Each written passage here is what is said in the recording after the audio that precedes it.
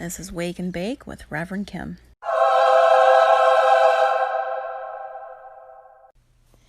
Alan Watts was one of the world's greatest philosophers and teachers of metaphysics of all time, and he would have been 106 years old this week.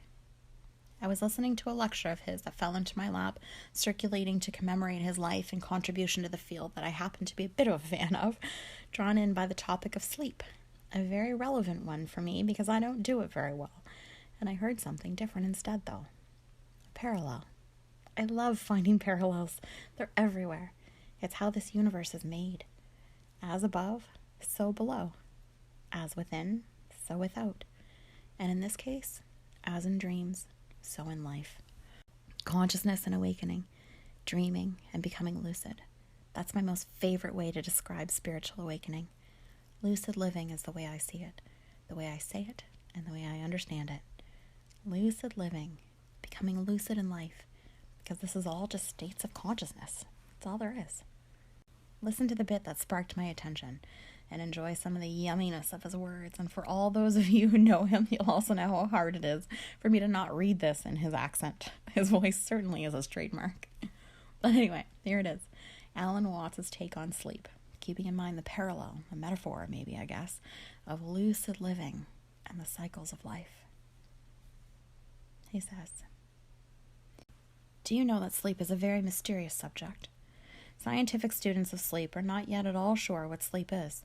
Apparently people need it, but nobody really knows why they need it from a strictly scientific point of view. And we apparently need, to dream in sleep also. People who are deprived of dreams get very, very restless and unhappy. But we're not quite sure why we need dreaming. I mean, we've got all sorts of theories, the Freudian and the Jungians and so on. They think they know why we need to dream, but it hasn't really been rigorously established scientifically why we do or why we need to sleep. But from a naive point of view, you can say, of course, I need to sleep because after I've had a whole day of busyness and friends and work and so on, it's just too much. There's too much input. I want to digest it. And while I'm digesting it, I don't want any more input. I don't want any more information. So I want to be turned off. That's, one of those simple, common sense things that everybody knows, but yet has not been fully explained.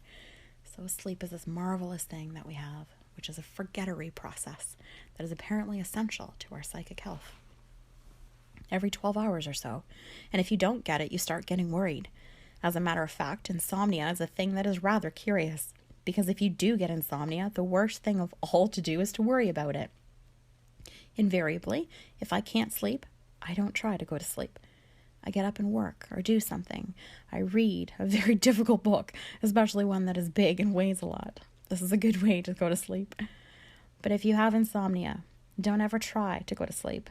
Nobody can try to go to sleep. Lots of mothers think they can get their children to, and they say, darling, try to go to sleep. Didn't your mother say to you, try to go to sleep? She wanted to get you out of the way.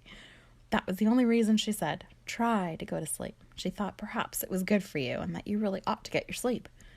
Like telling some child that it's got to eat its spinach and, the child can start chewing and chewing and chewing on meat or spinach, which tastes of nothing, and it chews it into an absolute hard, stiff pulp. There's just nothing to be done with it except spit it out.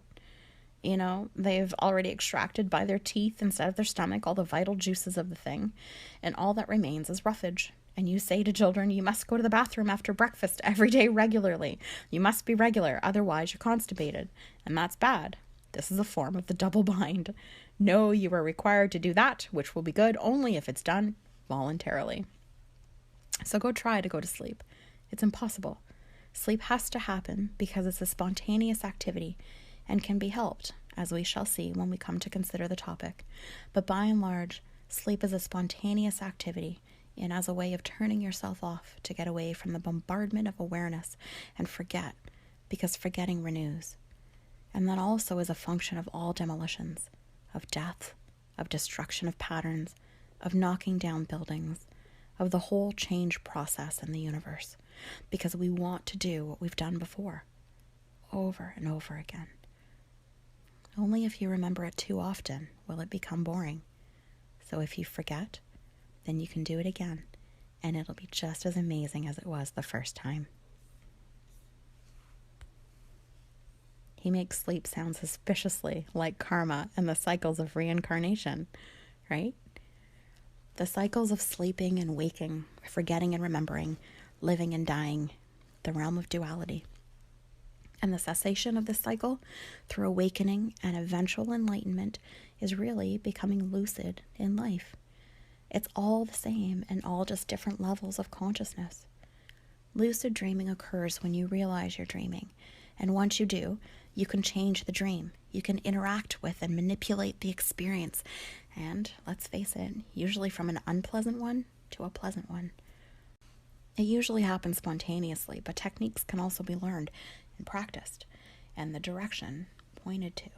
You can't force it, but when it happens, you can remember how you got there and how it felt and have your own personal individual map of how to go back there and do it again and again and again. Lucid dreaming is to awaken within the dream and become the creator of your experience, rather than let it happen based on your subconscious programming.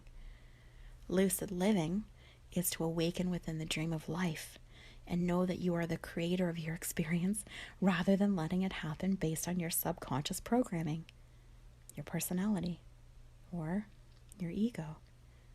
Become lucid in life. That's awakening. That's conscious living. But just like sleep, you can't make it happen. The more you try, the further you get from your goal, because your goal, your effort, is ego. Trying is ego and control, and not surrender. It has no place in lucid living. God has no want for you. An egoless you doesn't either, even if it's under the tricky guise of wanting to better yourself or humanity. Wanting to help is mistrust in the plan and believing you know better than another knows for themselves or than God. If your help is needed, it will simply happen spontaneously and without your desire or conscious effort. You can't try to awaken or force others to either, just like you can't force yourself to fall asleep.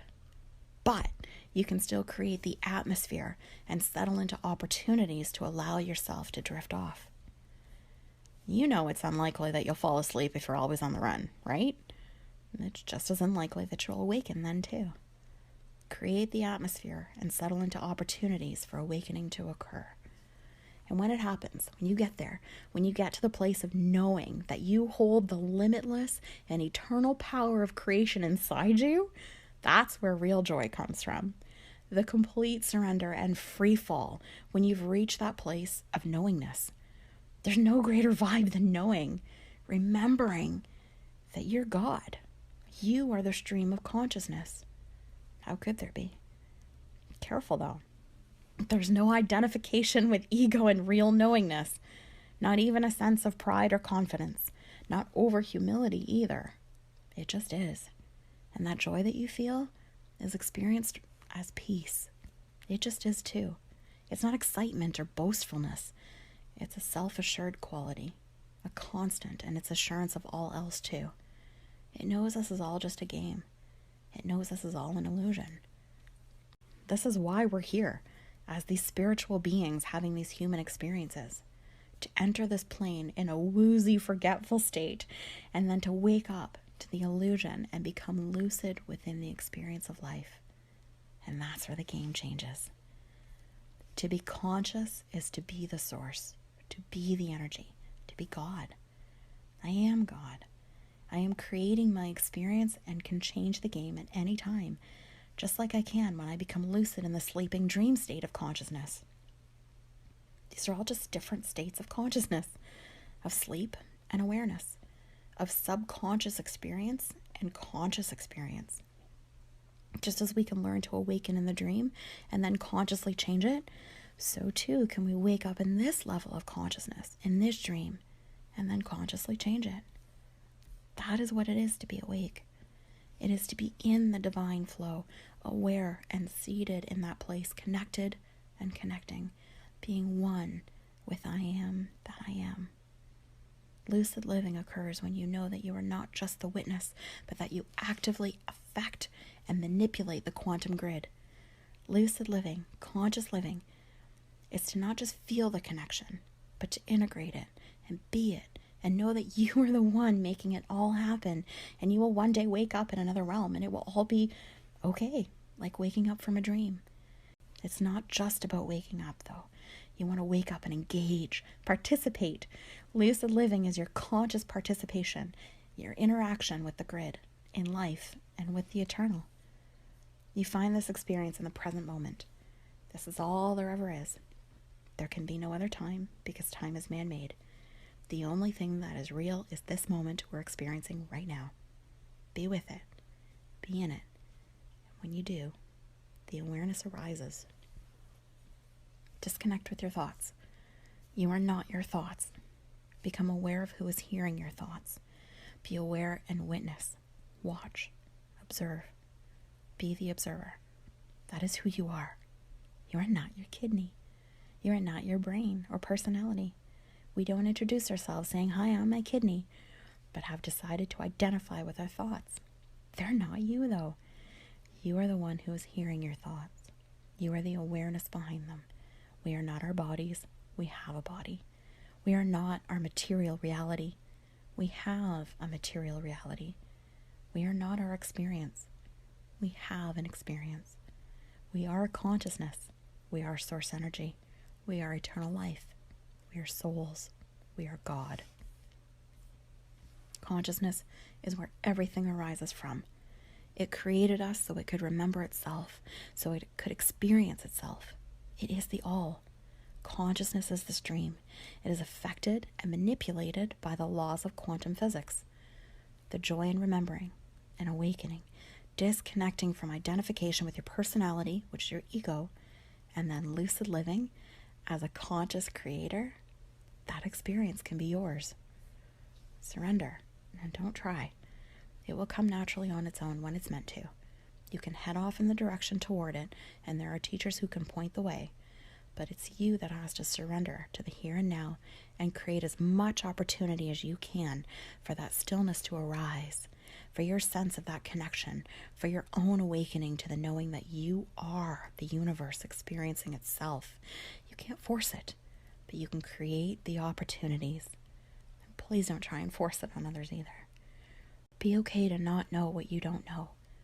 Bow to the mystery, surrender, and then play. This is all just a game, and you have access to the motherboard. Reprogram the software. Set your alarm to now, which is what seeing 1111 is all about, by the way. It's a reminder to awaken. It's like a booby trap that you set for yourself in a dream to remind yourself to wake up and be lucid.